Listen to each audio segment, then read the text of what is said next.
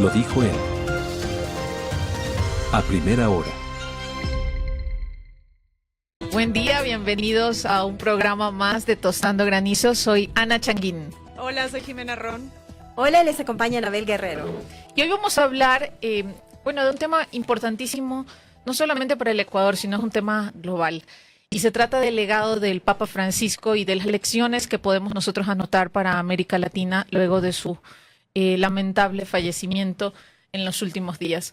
Y esto es importante, no solamente porque ya el Papa Francisco no está con nosotros, sino que hoy queremos resaltar el apoyo que dio un personaje como el Papa Francisco a las negociaciones, por ejemplo, que se han dado entre países, trascendiendo inclusive los límites de la religión. El Papa primero fue el primer pontífice latinoamericano que no solamente ha sido un guía espiritual para quienes profesan la religión católica, sino un líder global cuya influencia se ha sentido muchísimo más allá inclusive de los altares y de las iglesias y de todos los rituales de la religión católica. Desde la elección del Papa Francisco en el 2013, él asumió una responsabilidad creo que muchísimo mayor a la que ya implica ser el líder de la Iglesia Católica, y considero se convirtió en una figura moral que ha participó con muchísima autoridad y legitimidad en varios aspectos de la política. También podría decir con tintes rasgos de justicia social y también en pro de los derechos humanos en el mundo. El Papa Francisco, a diferencia de otros personajes de esta naturaleza, se atrevió a abordar temas que muchísimos eludían. Y me refiero, por ejemplo, de manera frontal a la lucha contra la pobreza. Habló también de la defensa de los migrantes.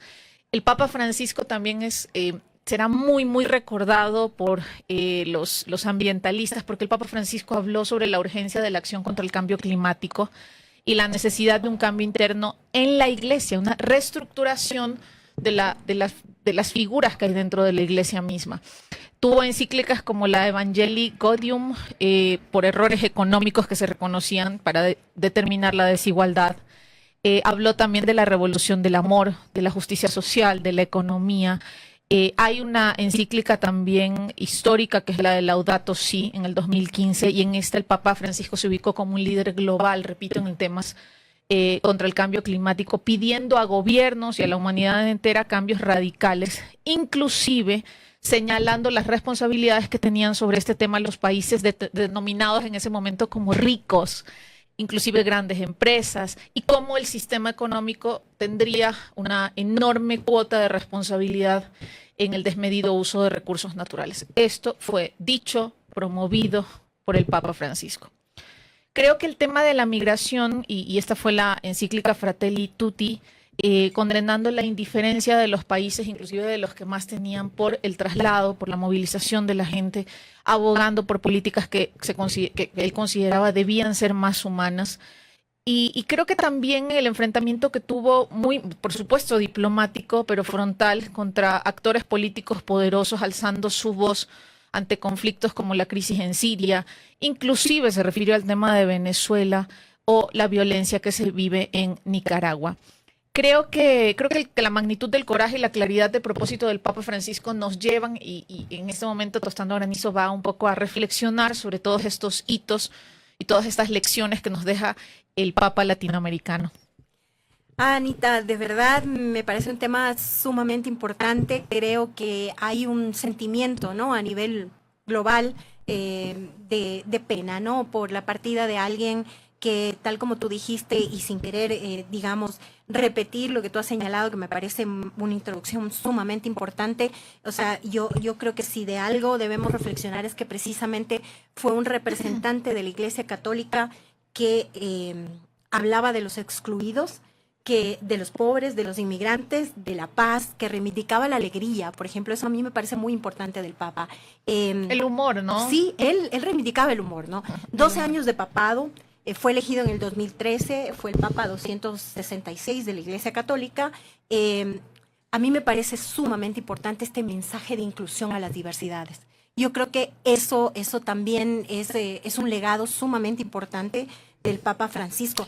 asumir el nombre de Francisco de Asís, Sí. un santo italiano que hizo voto de pobreza y que se dedicó precisamente a los pobres, Tiene ¿no? un símbolo enorme Sí, detrás. y que además de asumir el nombre de Francisco, eso se lo tradujo además en la práctica, ¿no? Él no vivió, por ejemplo, en este palacio que hay en el Vaticano, donde tradicionalmente vivía el Papa, sino que se traslada a un departamento muy pequeño, de 40 metros, comía en el restaurante con todos, no usaba, digamos, esta ropa pomposa, dejó de usar la limusina, o sea, realmente, o sea, el tema de asumir Ya el creo que el nombre de Papamóvil era por Francisco, seguridad, ¿no? sí, así es, generó muchos cambios en los protocolos que precisamente demostraban eso, austeridad, sencillez, humildad, este tema de tomar acciones, por ejemplo, en temas de los abusos cometidos por la Iglesia Católica contra niños, Eso fue contra durísimo. niñas.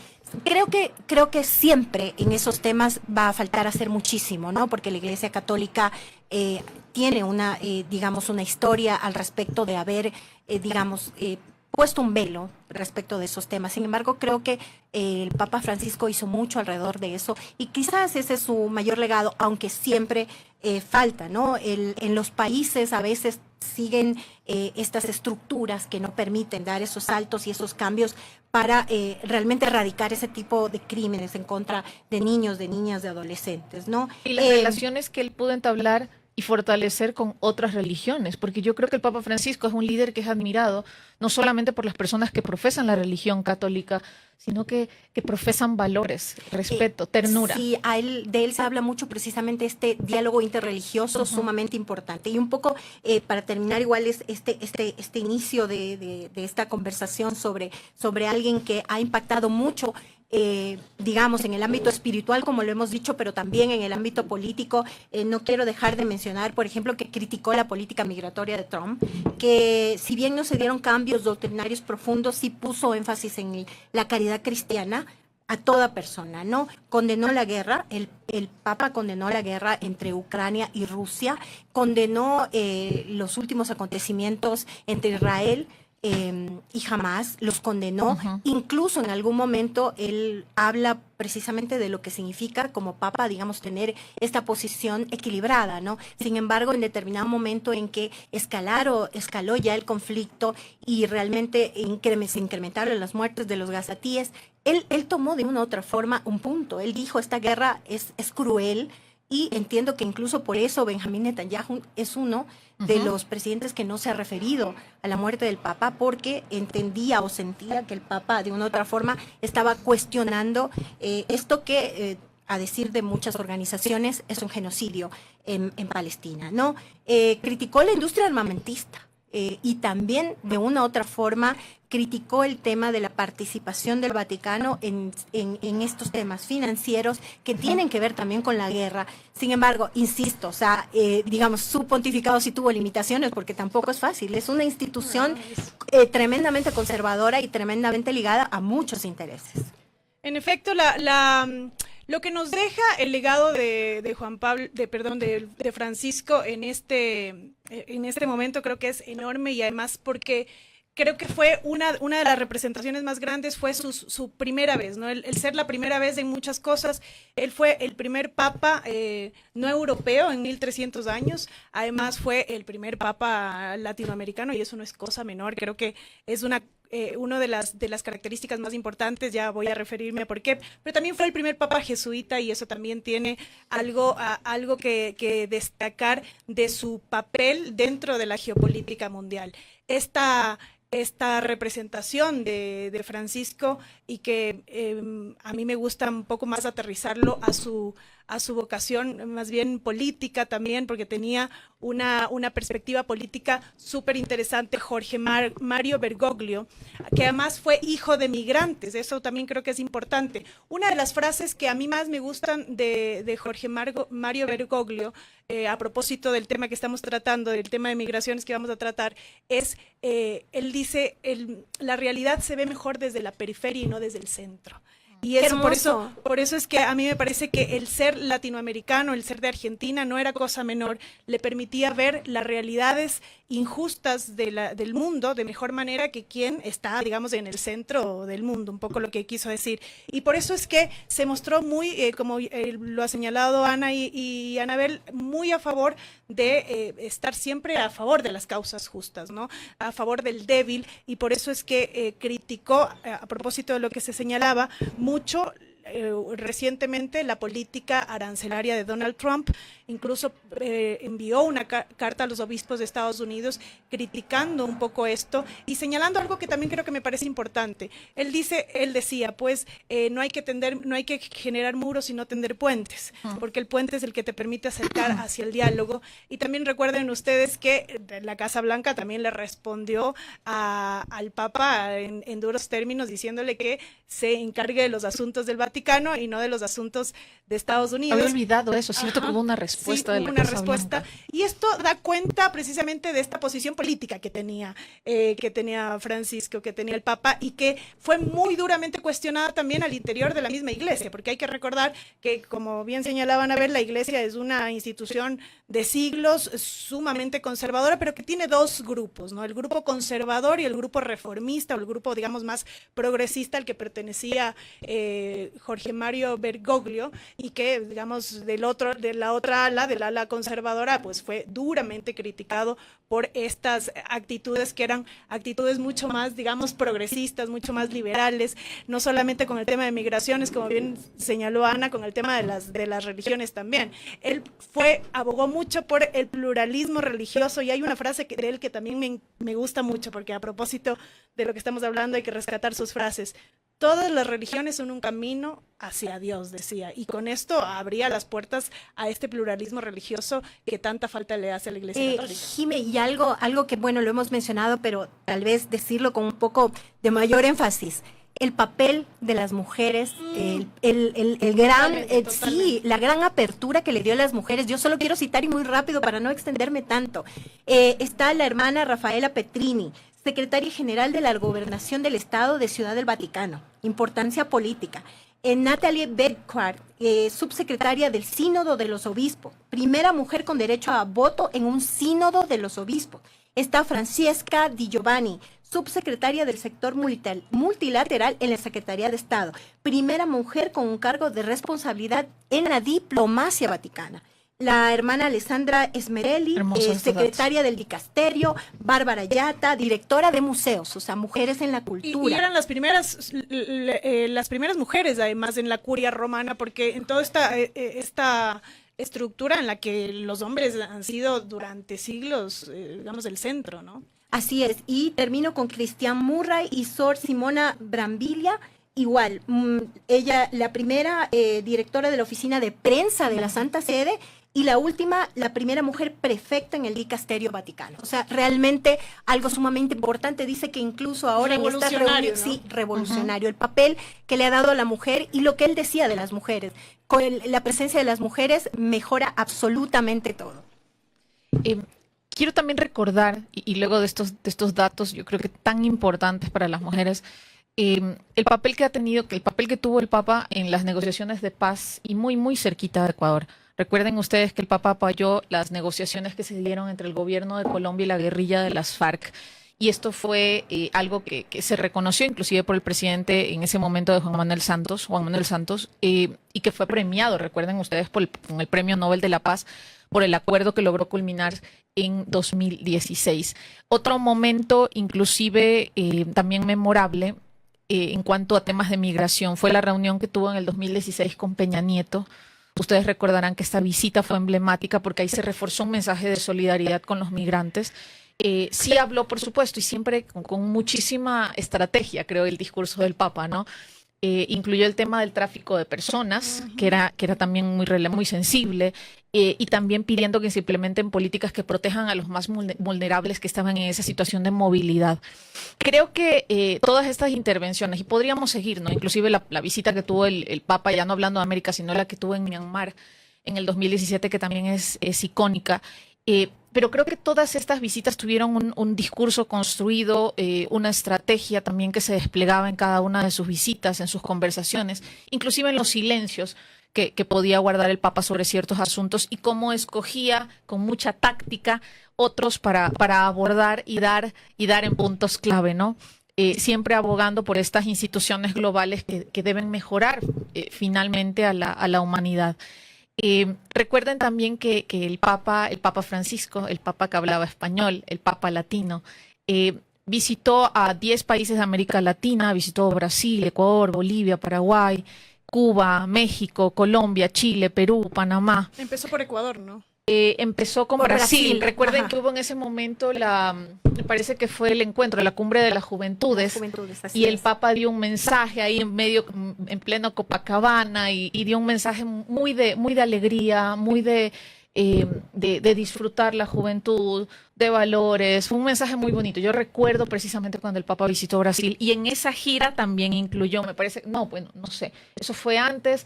A Ecuador vino en el 2015, correcto. En el 2015. Correcto. También quería dar algunas cifras y para aportar, me parece que son importantes. Hay algunas cifras, por ejemplo, que dicen que quienes se declaran católicos en América Latina han pasado del 80% de la población, que esta es una cifra que se midió en el 95, al 54% en el 2004. Y este dato pertenece al Latinobarómetro.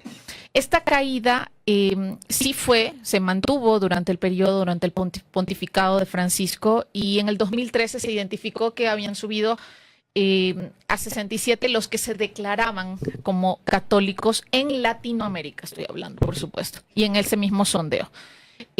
También es importante decir que hay otro dato, que la religión precisamente y particularmente en temas por ejemplo, de quienes se declaran evangélicos ha crecido y se ubican más o menos en el 24%, y esto es medido al 2024, y quienes viven sin religión, que podrían estar dentro del ateísmo o del agnosticismo, en el 19%.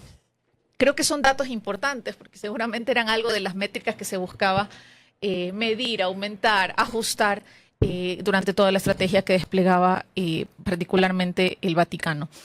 También quiero decir que el Papa Francisco, si bien dio muchísimos avances, también es verdad que sí se mantuvo apegado a la posición tradicional de la Iglesia, por ejemplo, en el tema de anticonceptivos o en el tema del aborto. Que es difícil. Tema Lo que pasa es que eutanasia. es súper Sí. complicado Sí. que él pueda, digamos, generar un proceso de reforma absoluta en una Así es. institución tan A lo conservadora. interno Pero- hay demasiados frenos, Exacto. Por demasiadas supuesto, limitaciones, pero demasiadas sí, barreras. Por Sí. supuesto que Ajá. rescato que envió mensajes importantes. Por supuesto. Mensajes de amplitud, mensajes de tolerancia, mensajes de pluralidad, mensajes, por ejemplo, de que la homosexualidad no es un delito y que en términos de catolicismo esto ya era un avance enorme.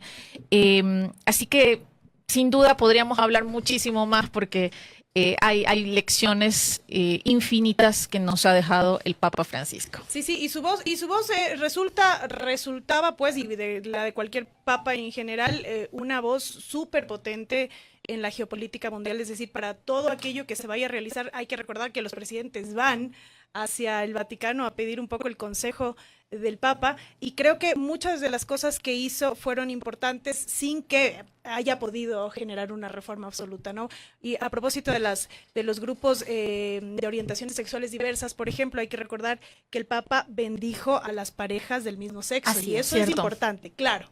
No generó, digamos, no abrió el sacramento para Avanzar las hacia el personas del matrimonio mismo igualitario, sexo, exacto. sí. Pero ya la bendición, digamos, fue un paso importante en temas de Un mensaje igualdad. poderoso. Un mensaje Sí. poderoso, sin que, insisto, haya podido, digamos, generar una reforma absoluta. Creo que estuvo, digamos, en esta posición, digamos, equilibrada, y que sí fue un viento fresco para una iglesia católica que antaño sí estaba, digamos, más sumergida en temas mucho más conservadores. Y me parece a mí que hay que rescatar precisamente esta perspectiva jesuita, ¿no? De Francisco, porque hay que recordar que los jesuitas son este grupo religioso que está, digamos, mucho más cercano al ala socialista, al ala Sí. izquierda, al ala de la justicia Y la social. empatía con los vulnerables, y Con además los toda la débiles. trayectoria de Bergoglio en Buenos Aires todo lo que significó su cercanía con los sectores populares, con los Exactamente, su comedores historia, populares, ¿no? incluso en el momento de la dictadura, que ahí, por ejemplo, existieron cuestionamientos contra él. Sin embargo, la historia nos muestra que lo que tuvo él fue una posición de defensa y de cuidar a los suyos, ¿no? Porque fueron momentos muy difíciles, desapariciones forzadas y todo lo que se vivió en la dictadura. Creo que fue un hombre que en ese sentido incluso fue muy cercano al las Madres de la Plaza de Mayo y todo lo que significaba la búsqueda, ¿no?, de las personas desaparecidas. Creo que precisamente su trayectoria, todo lo que él representaba fue lo que hizo que al momento de la renuncia de Ratzinger fuera él a quien buscaran para que le sucediera, ¿no? Definitivamente para darle lo que tú dices, Jimé, ese aire fresco, ese cambio, porque realmente estaban en momentos de crisis. Era una crisis por temas de temas financieros, temas de violencia, de abuso, de corrupción, todo lo que un poco hemos conversado aquí, ¿no? Porque ya sabemos lo que representa esta institución también en ese sentido, ¿no? Y creo que él se lo dio, definitivamente, él le dio este cambio. Habrá que ver quién viene, ¿no? Eso creo que es ahora ya el segundo paso, el segundo momento, quién viene y un poco la lista de los papas, de los posibles, papas que podrían, digamos, ser nombrados. Me parece que no hay ninguno con la figura así, digamos, tan progresista como y en un auge, digamos, en un auge o en un crecimiento de los grupos conservadores de extrema derecha en Europa, o lo que pasa en Estados Unidos con Trump, veamos qué pasa, si realmente se sostiene este tema del progresismo en la Iglesia Católica, que lo representaba Bergoglio sin lugar a dudas. Veamos qué pasa, como ustedes dicen. Sí. Bueno, luego de hablar sobre este tema tan importante, sobre un líder global, vamos ahora mismo también a otro también importante, que es el granizo quemado de la semana. Porque en Ecuador siempre vamos a tener temas para conversar. Y esta vez, Jimena Ron. ¿Qué se nos quemó esta semana? Pues hubo por ahí también un debate, pero llegamos a una conclusión absoluta. Como siempre tenemos nuestro este granizo nunca quemado. tenemos escasez de granizo quemado, ¿no? Pero este fue, digamos, contundente. Eric Prince, el fundador de Blackwater, se quemó. ¿Por qué? Porque se fue sin haber capacitado a los policías y a los militares. El ministro del Interior señaló que se fue, pero que hizo, digamos, un levantamiento de información. Pero recuerden ustedes que eso no fue lo que se prometió en campaña cuando Eric Prince estuvo aquí claramente en una posición de apoyar la campaña del actual presidente de la República. Por ahí decían, vino prácticamente como un artista invitado, ¿no? A la campaña. O sea, difundieron, bueno, primero que encabezó o acompañó, digamos, operativos conjuntamente con la fuerza pública a través de las redes sociales. Hizo agenda pública. Hizo agenda pública 2 días. A través de las redes sociales del Ministerio de Defensa, incluso hizo un llamado a votar por el actual presidente de la República, el presidente electo de la República. Entonces, pero ahora se va sin que nada, digamos, de sin los pena acuerdos. ni gloria, ¿no? Totalmente. En todo caso, se quemó ese granizo tostado. Este granizo de la semana fue Eric Prince. Bueno, pero esta vez no dijeron se fue a volver, ¿no? No, se fue simplemente, levantó información y se fue, eso es lo que señalaron, así que no tenemos ninguna certeza de que algo vaya a pasar de ese lado. Bueno, muchísimas gracias a todos por la sintonía, nos vemos el próximo miércoles aquí en Tostando Granizo. Un abrazo, gracias. Chao, chao. Primera plana. Todas las noticias, todas las voces.